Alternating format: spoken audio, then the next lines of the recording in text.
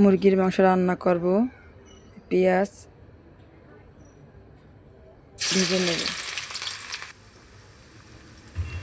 দুটো তেজপাতা দিয়ে দেব, 4টা এলাচ দিয়ে দেব, কয়েক টুকরা দারচিনি দিয়ে দেব, হালকা করে ভেজে নেব।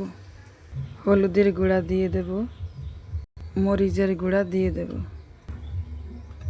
আদা পেস্ট দিয়ে দেব। মশলাটা ভেজে নিছি, একটু পানি দিয়ে কষিয়ে নেব। আমার মশলা কষানো হয়ে গেছে, এখন মাংস দিয়ে দেব। মাংস কষিয়ে নিলাম এবং এখন পানি দিয়ে দেব, ঢেকে দেব।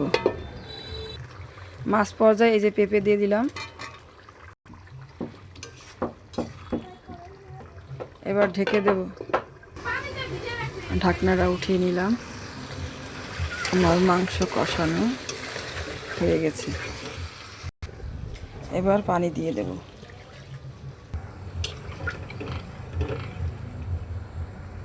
লবণটা একটু কম হয়ে গেছিলো, দিয়ে দিলাম। আমার মাংস রান্না হয়ে গেছে, ভিজা রাখা জিরার গুঁড়া ছড়িয়ে দিলাম।